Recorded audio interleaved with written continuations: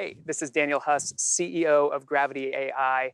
And in today's interview, we'll be talking with Mehdi Salmani, who's a lead data scientist at Boston Consulting Group's Digital Ventures team as part of our ongoing series that connects business with data science. Take a listen. Mehdi, thank you so much for taking the time today to talk with us. My pleasure. As you know, we're exploring the intersection of data science and the business world and how those two communicate and work together. Yes. So I kind of want to jump right in with the first question, which is, what is one thing that you wish that the executives, the business side of the world, knew or understood better about data science? Yeah.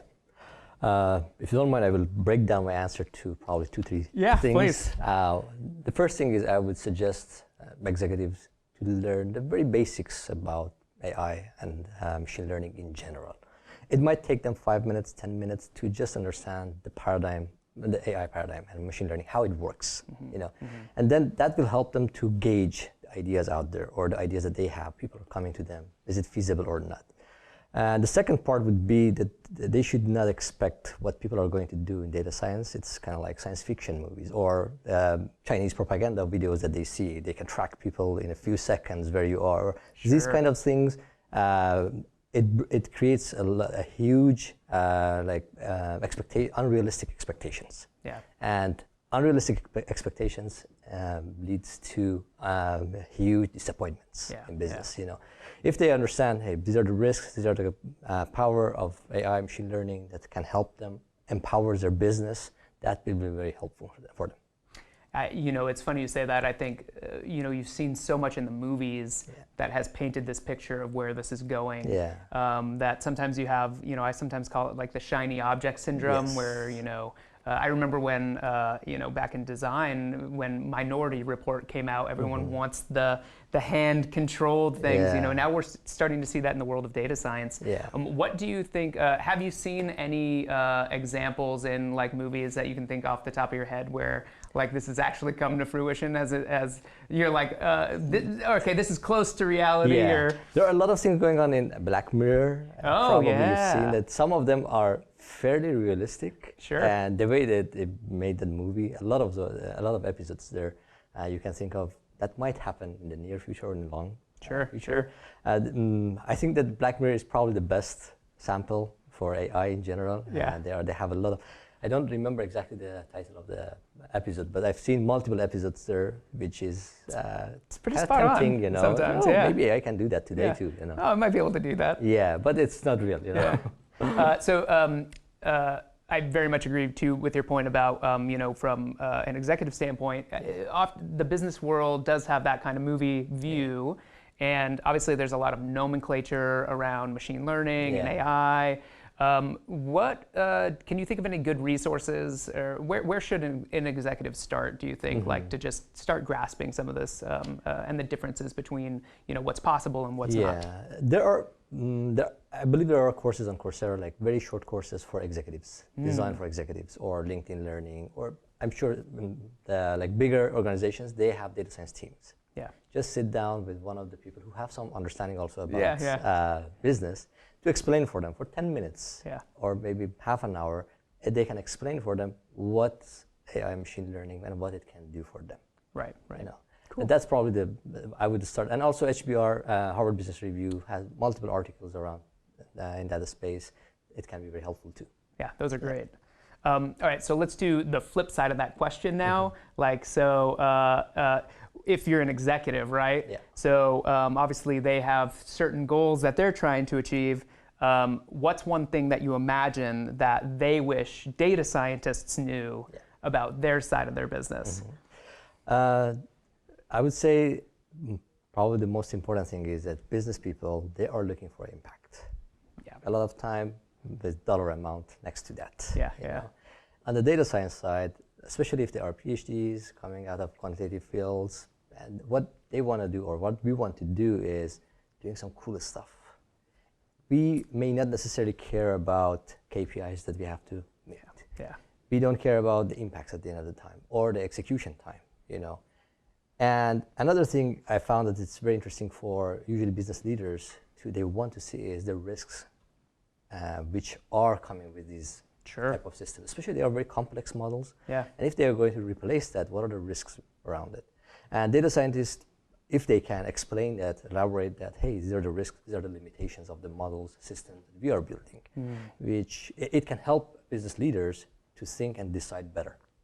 What, could we maybe elaborate just a little bit more on that? Because I think that's a really good point. And I have an example in my own head of an instance of that. But could you maybe talk a little bit more about some of the types of risks that you see that are associated with building models and how they relate back to that kind of business function and things that like up and coming data scientists should start to become aware of? Yeah. Sometimes that generally your machine learning models might be limited to the range of the data it has seen. Yeah. And when it's go to an unseen range of the data, not unseen data, like outside of the range of the data it has seen before. Right. You know, imagine that you are a ride-sharing company and you have your own pricing, the data for your pricing for just LA area. And if you have a request in Santa Barbara, what is your machine system is going to do? You have to be careful about that. Yeah. You know, that's the limitation. When you are building the model, you have provided a lot of data for LA area. Yeah. If it goes outside of that, it might mess up. Yeah. Unless that the data scientists or the whole system design team, they understand, hey, these are the risks and they are mitigating it. Yeah. They have to make sure that they are going to see these kind of issues. Yeah. And sometimes it needed to be communicated with the business team. I think that's really interesting. I've had an experience where sometimes machine learning or models are viewed as like almost binary. It works or it doesn't work. Yeah. And that's not the case, right? Like there's a range of possibilities here. Yeah. How have you seen effective ways for teams to kind of communicate that out? And maybe what are the right questions that executives should be asking? Yeah. I believe that these two questions, what are the risks of this model? Okay. That, hey, you are coming up with this demand forecast for me. Sure. How confident are you there? Yeah. You know, and it's good always to do some fact checking. You know, you are going to provide the data to a data science team, consulting team. Sometimes keep a little bit of data for your own sake to check it later with their models or output. Yeah. You know? And finding out what is the confidence level helps you to make the decision, much more informed decision. Yeah. That's on the risk, also on the limitation. It's good to know, hey, this is the limitation. We are not going to abuse the system or misuse the system for other things. Yeah. And when you say confidence level, you know, that's literally translating into a percentage, right? Like, you know, is this working 70% of the time? Confidence level and accuracy will be a bit different. Different, yeah. Okay. Accuracy is the KPIs and metrics that you are going to look at that. I see. But the confidence is sometimes that, as I said, in demand forecasting, for example. We come up with some demands for this specific company, for logistics. Right. Like, we are going to expect to sell 10,000 pieces of X. Right. Next month. How much confident are you? That forecast is correct. What if I'm going to have 15,000 requests? You know. Yeah. If I don't have the confidence level around that, not to be prepared, I might lose a customer. Yeah. There are real business implications for having, you know, so they can make a better informed decision. You know, if you come in and you say, I'm 10% confident in that, you know, like, oh, all right. Exactly. And you might sometimes, for some businesses, you might need 95% confidence level. Sometimes 80% is enough, you know, to make the decision. Yeah. And they can work in a buffer. Or exactly. But it's important for the business leaders to understand that. So on the accuracy side then as well, there's important decisions to make there too. So like not necessarily forecasting, but like there could be user experience implications and other business implications. Yeah. Anything come to mind on that side that you've encountered? As far as a risk is concerned. On the accuracy side, it's important to understand the different types of errors, mistakes that your system might make. Imagine that you have you're building an autonomous vehicle. It sees an object next to the road. If that's a human or not, it can be detrimental. Yeah. You know, it can be very crucial to understand. If there is a high chance of having this as a human, probably you need to slow down or even stop. Yeah. You know, if you make a mistake, a human with an object, that can probably kill a program or a project. Right. You know? the consequences are pretty Exactly. severe. You should understand. But if you make a mistake between object and detect it as a human, probably it's less important. If you stopped, yeah, there will be some unsatisfaction for the driver, but it's much less important compared to hitting a person. Right. So that's a direct business decision, right? Exactly, discomfort of perhaps stopping too much or too early, yes, versus the trade-off of a substantially larger issue. Exactly. And those things need to be communicated. Yeah, false positive and false negatives, false negatives that you have to identify, and the value assigned to each of them. Yeah. Do you, so on that, do you think, and I'm just guessing here, do you think too often the business side is relying on the data scientist to just make those decisions in a vacuum, or do you think that they have a good understanding of how those might actually come into the business? If companies they started started their own data science division or working on data science projects, they may not know they have to communicate these things with the data science team. And if the data science team is not very experienced, they may not find that out soon enough, And these are the things probably needed to be communicated from the beginning. Hey, these are the important factors for us. These are the KPIs that we want to see. These are the dollar amount assigned to each kind of mistakes that you might make.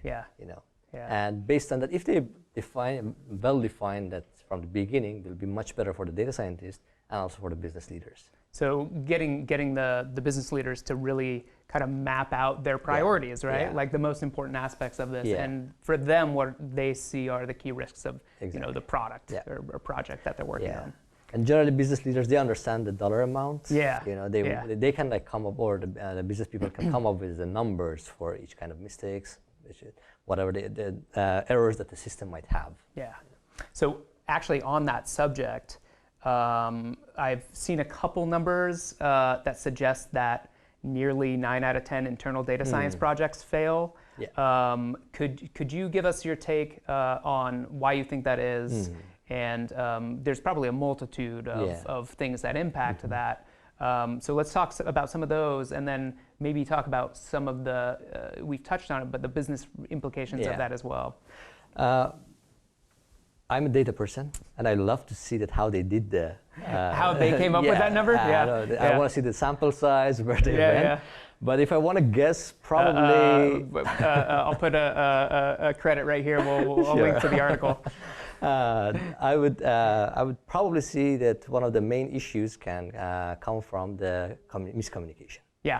If you don't communicate well what you want from the data science, or you have very high or unrealistic expectations, that might fail. And sometimes it's all back to the movies. Yes, exactly. And there are other issues like lack of data, proper data, and sometimes also on the data science side, they might underestimate the amount of time they need or what they are going to deliver. Ambiguity, how you are going to define a project, what you are going to deliver, what are the KPIs that you are going to meet. These are the things that probably at the beginning needed to be well defined before even they start the project. Now, in regards to that, you mentioned the time that it's going to take. In your experience, like how long does it create time to create a model, right? Just to get the model up and running, and then there's obviously optimization time after that. What types of ranges have you seen that on the business side they might be surprised to hear? There are, when you want to get a model just up and running and test, you generally need to prepare your data first and have the data ready to do your analysis on that. That might take you, it depends if the data is ready or not. I assume that your data is ready. If the data is ready, running a model, building a model, probably for the initial model probably might take you a day or two. Nice. And you can get an initial idea what's going on there. This would be to understand the feasibility of the project, right? Exactly. To how much additional effort will it take? From model to come up to gain insight or turn that to a product, it's a much longer way. I remember I built I was building a product, a computer vision product for one of the companies. They were assigning around 6 months for that project, and after first day, I built an initial model. Like they were saying, oh, if you can do that in a day, maybe what you can do in 6 months. I said, no, wait. This is just a model. Turning that to a product might take us the next 3 to 6 months. Yeah. And it took us around 3 months to turn that to a product. Yeah.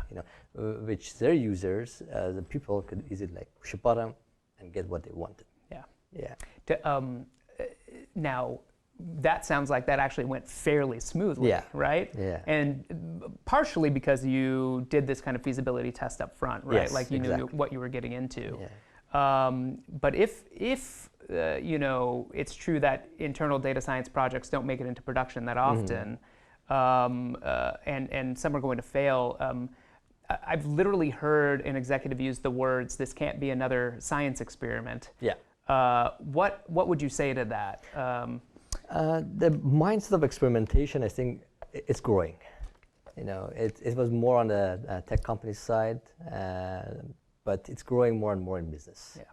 And on the data science side, I think that if there are different kind of data science projects. Sometimes that you just need to do some initial modeling and analysis and report what you have.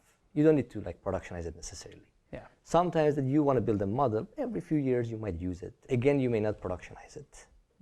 But when you want to productionize it, there are a lot more resources that you need around that. Mm-hmm. And sometimes people don't see that part. Mm-hmm. Maintenance or turning a model to a product, it takes a lot of effort, probably more than what they expect. And some maintenance of the data products, AI products, are usually heavier than software products. Let's actually dive into that a little bit.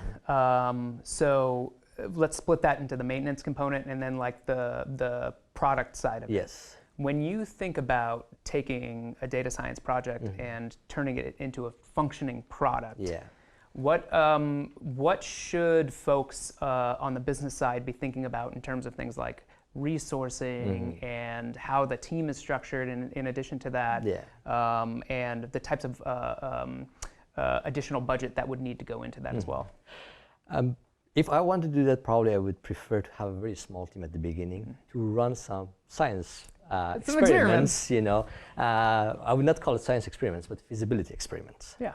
And to see that how we can bring in the data, different kind of data sources that we need, and also the KPIs that they want, usually, that it's feasible or not. Yeah. You get a sense of that.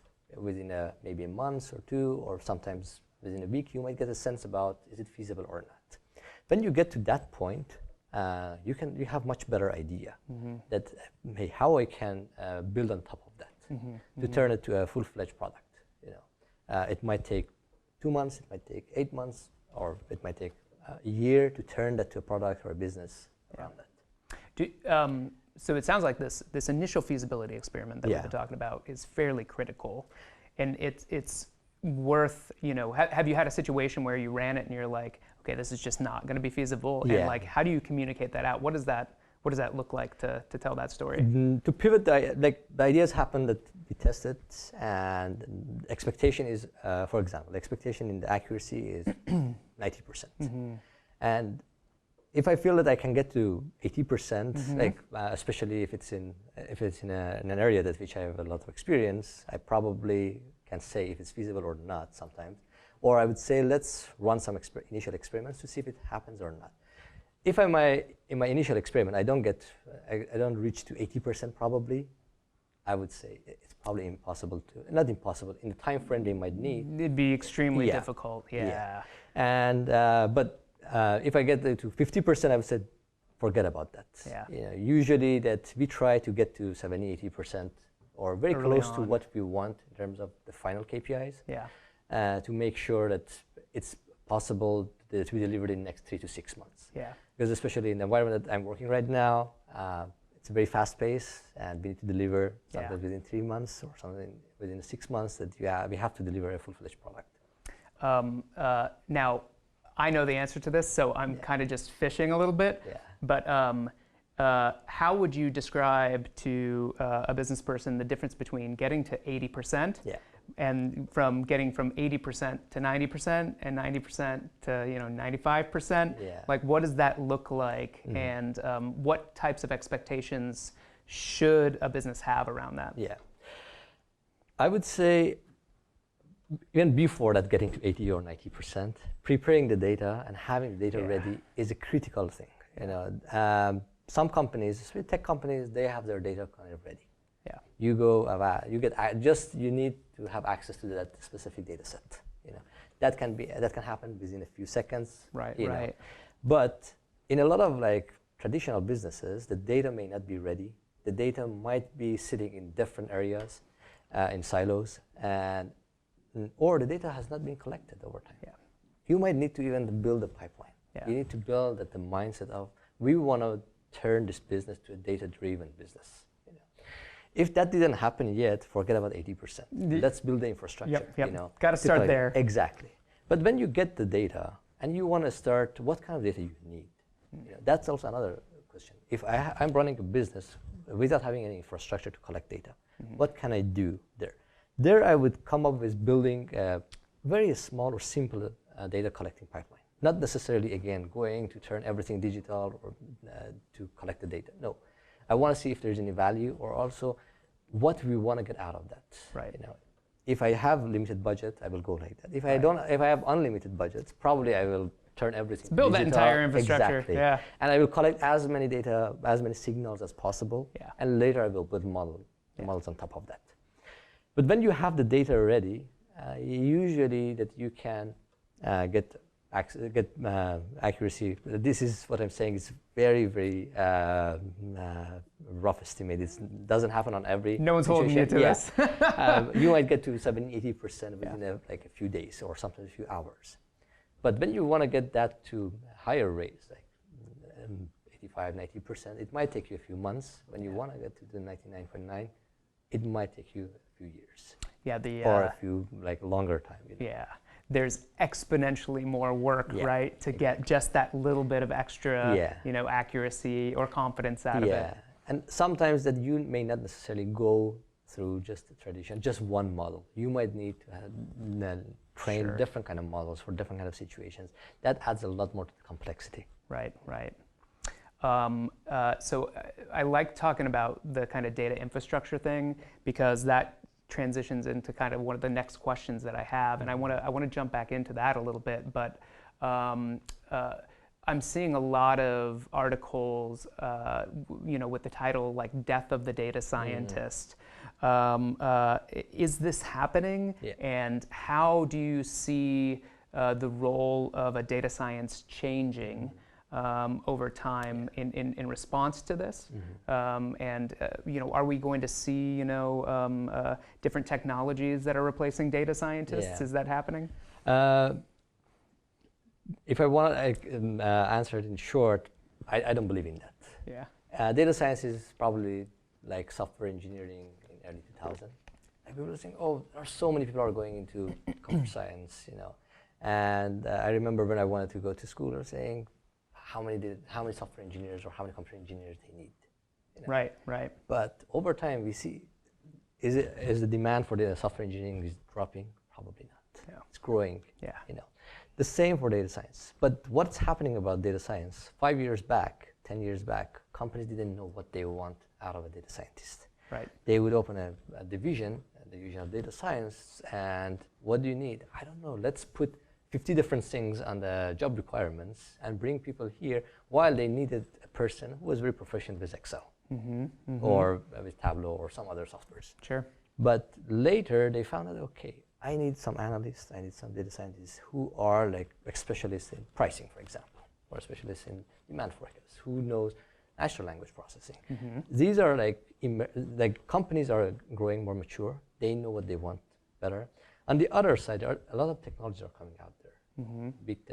Big cloud service providers like Google, Amazon, and Microsoft, they are providing a lot of APIs, which helps people to do scrappy things very quickly.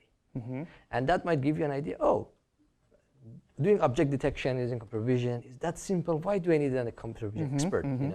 Turning that to a product is a very different story. Right. And sometimes you may not want to, if you have like 10,000, not thousands or millions of pictures that you want to process, you don't want to do that with those clouds APIs. Right. It's probably very expensive. Yeah. You might want to do that on your own with some more sophisticated models that you are going to develop with your custom data. That's where that you need the data scientist. And also that there are concepts of AutoML which is coming out, and people are talking that, hey, You can push a button and get results out of that. Sure. There are a lot more to the data science that compared to having just an AutoML system, just you push the button. You need to understand the data, you need to prepare the data, and feature engineering, a lot of those things. I have doubt if it's very easy to do that with AutoML. And the most important thing is the KPIs and business needs and impacts that you want to drive out of the data science problem that you have. And that's probably, I don't think it's in the near future that will happen that easily to get rid of data scientists and, oh, I'm pushing a button. You know, critical thinking never goes out of style, exactly. Right? Yeah. And no amount of AutoML is going to be able to understand whether or not this is working towards the business's objectives, right? Exactly. So I do get a sense, though, that new data scientists entering the field are kind of just focused on that aspect of it, though. Yeah. They're focused on the how do I just produce a model. Would you agree? Do you see that? What would you tell some of the new data scientists entering the field now with the prevalence of these types of technologies? I would say that what you can bring to the table as a data scientist, in addition to AutoML or all of these technologies out there, one thing is that first you have to be a practitioner of machine learning.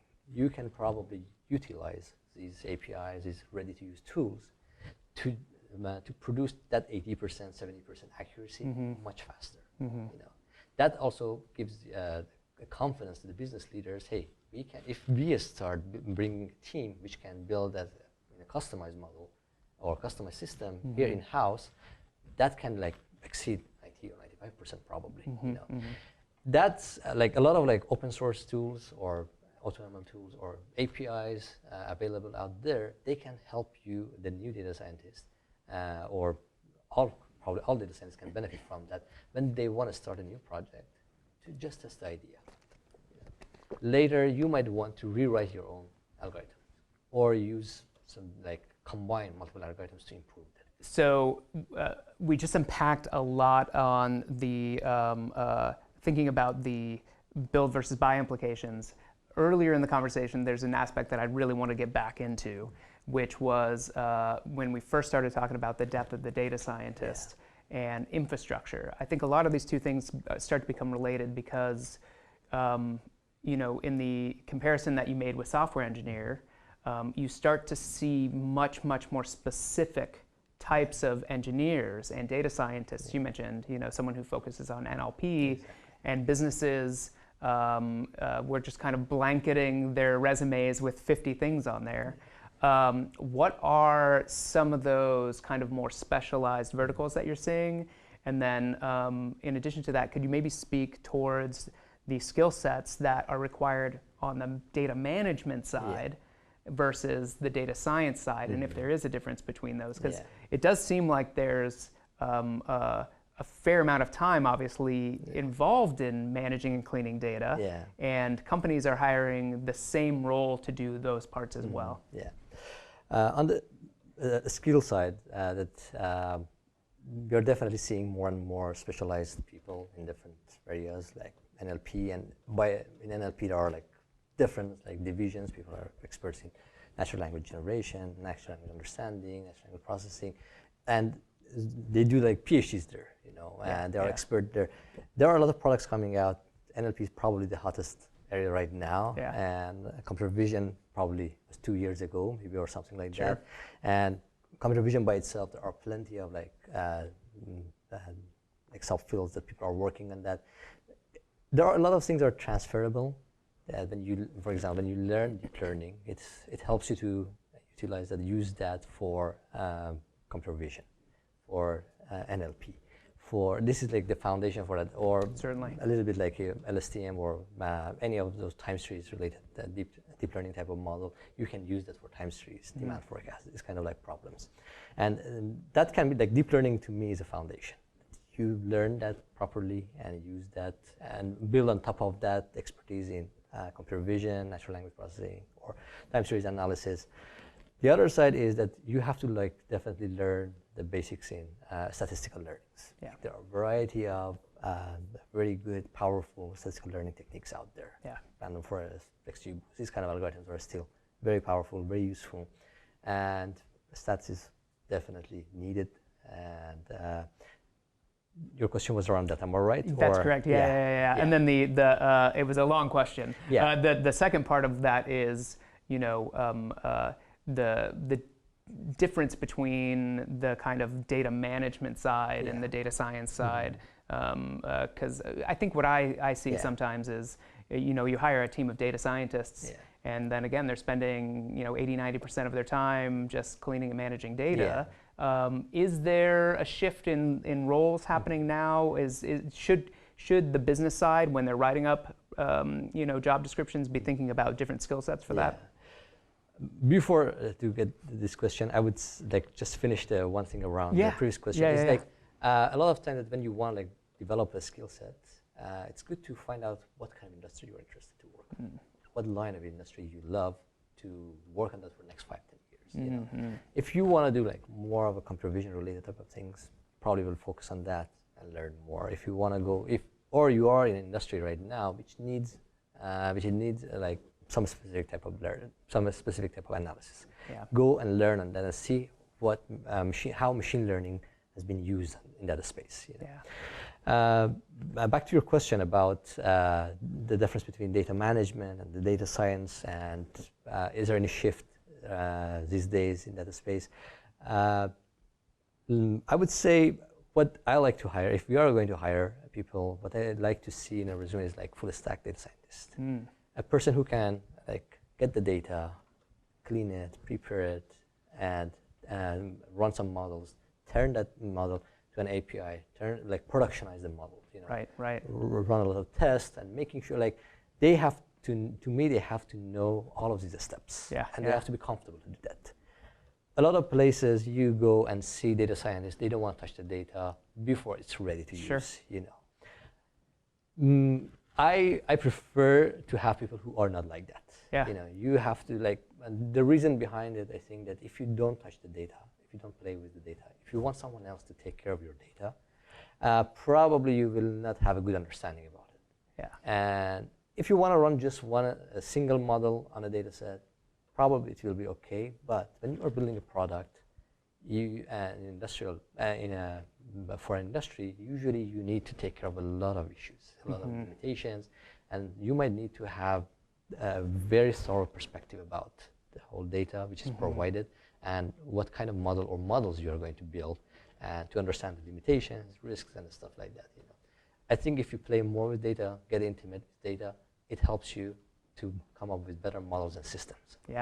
It's what I'm hearing is that if you're not, in your own sandbox, that sandcastle's not going to turn out right. Exactly. You've got to know it in its deepest format. Exactly. I like to get intimate with the data. Exactly. Yeah, that's fantastic.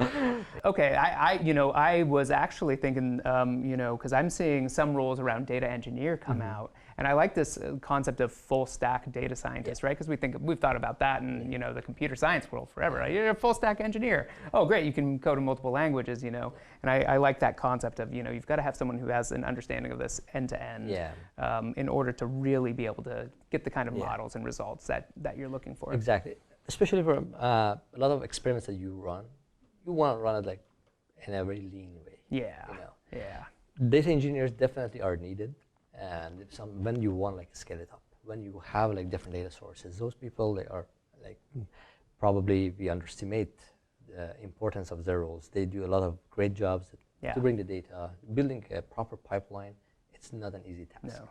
Definitely, it needs its own professionals. Data engineers, they come to the picture, scaling the data, scaling the models and stuff.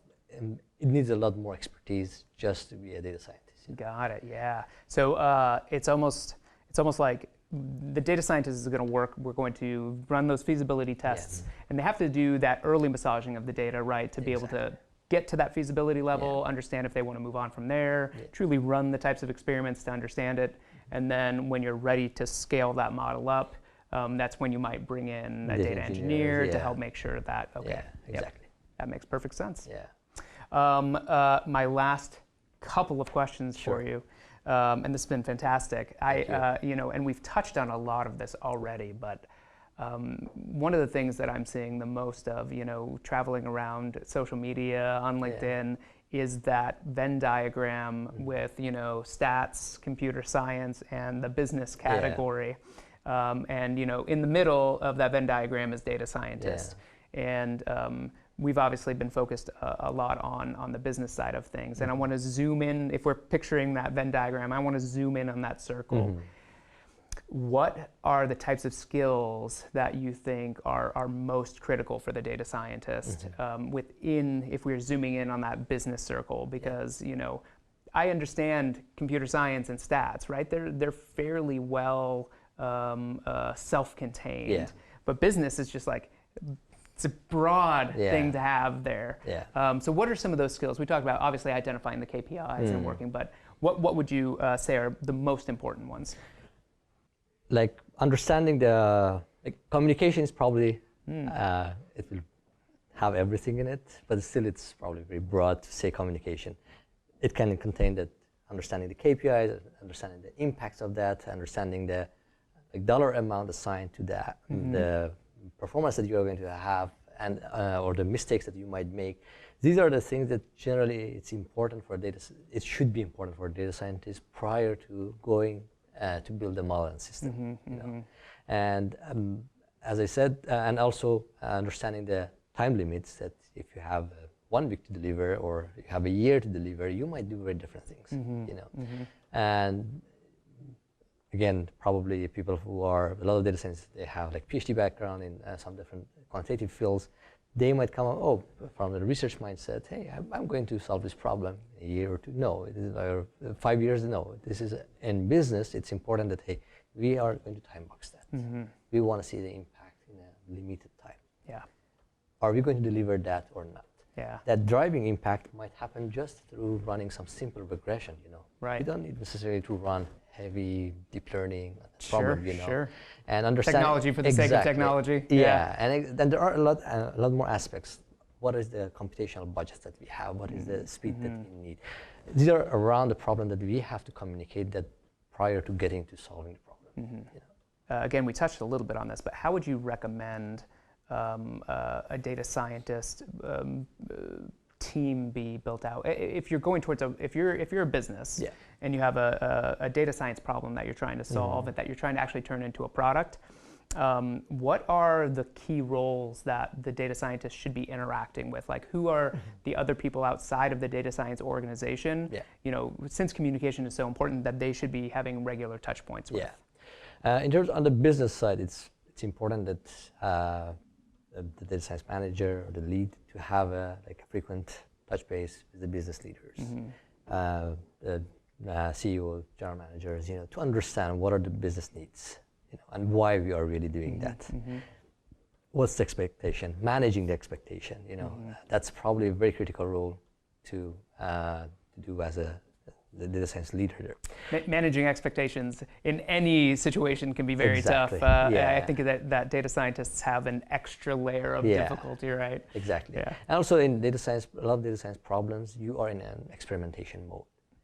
It might have worked for other use cases, but when you are coming for this specific use case, you need to test. It may not work properly, for any reason. There might be a variety of reasons.